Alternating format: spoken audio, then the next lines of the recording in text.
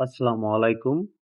এই যে ভিডিওতে যে স্ক্রিনশটটা দেখতে পাইতেছেন, এই পোস্টটা করছে হলো জুলাই আগস্টের গণঅভ্যুত্থানে শহীদ হওয়া আবু সাঈদের ভাই। যাই হোক, এখানে ক্যাপশনে লেখা হয়েছে, নিউজটা করেছে নাগরিক টিভি। এখানে লেখা আছে, মনে অনেক দুঃখ ব্যথা নিয়ে পোস্টটা করতে বাধ্য হলাম সকল শহীদ পরিবারের উপরে শ্রদ্ধা সম্মান রেখে।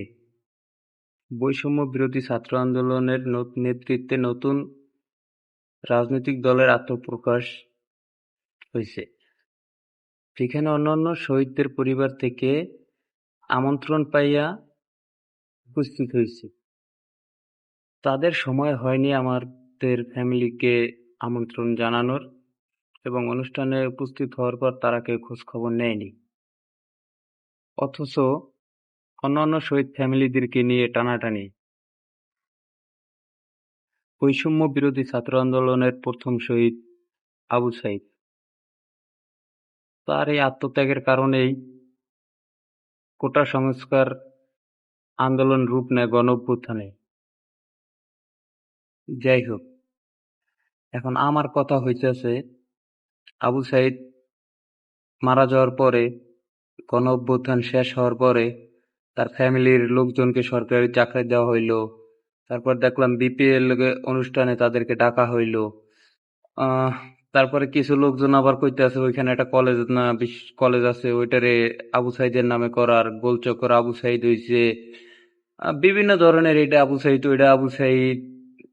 তারপরে বঙ্গবন্ধু সেতু আবু সাঈদ নামে করবে, এই করবে সেই করবে। আরে ভাই, বোকা চোদার মতো খালি কথা কি কইলেই হইবে? একটা সময় গেছে, 1971 সালে যারা যুদ্ধ করছে, এরা এই যে 2024 সাল পর্যন্ত এগো নাতি পুতি পোলা পান যা আসিল এরা খাইছে, ঠিক আছে? এগোনিয়া এগোনিয়া মিছিল করলো, রাস্তায় নামলো, এইটা করলো ওইটা করলো, এই গণ অভ্যুত্থান করলো। এটা কি ছাত্ররা একলা করছে? জনগণ ছিল না পাশে? সবকিছুতে যেহেতু জনগণ ছিল, প্রবাসীরা ছিল, এই যে প্রবাসীরা থাইকা কি লাভ হয়েছে প্রবাসী গো? আমি তো প্রবাসী কোনো লাভ দেখি না, যারা এই আন্দোলন করছে এগোই লাভ দেখি আমি। প্রবাসী নিয়ে কেউ কোনো কথা কইলো না, যে এই যে যারা গণ অভ্যুত্থানে আন্দোলন করলো এরাই উপদেষ্টা হয়, এরাই সবকিছু ডিসিশন নেয়।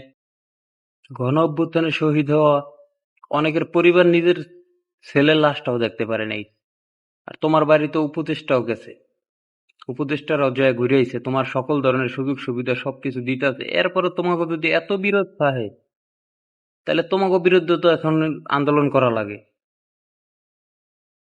তোমাকে যদি এত মানে সবকিছু নিয়ে এত টানা হেঁচড়া থাকে, তাহলে তোমাকে বিরুদ্ধে এখন জনগণের আন্দোলন করা লাগে।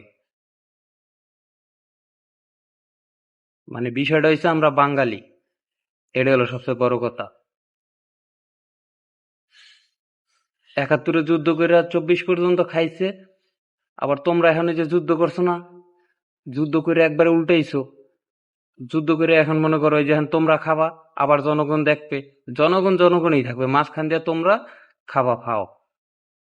এটা হলো হচ্ছে নিয়ম। কয়জন শহীদের বাড়ি উপদেষ্টা গেছে? তোমার বাড়ি উপদেষ্টা গেছে, এরপরে তোমার হয় না, তোমার বিপিএল এটাকে এই জায়গাটাকে গো আবু সাইদ নামে এই করো সেই করো। তাহলে যারা 1971 সালে যারা মারা গেছে যুদ্ধে, 1971-এর যুদ্ধে যারা মারা গেছে, এগো কয়জনের নাম লয়ে তুমি কইছো যে না এগো এরাও পাও না পায়, এরাও পায়? এগো নিয়ে তো কোনোদিন কথা কইতে দেখিনি, নিজের স্বার্থ নিয়ে পড়ে আছো। তোমার একলার লেগে যা করছে, ইয়া কয়জনের লেগে করছে শহীদ হওয়া? দেখো তো, শেষরামি করো।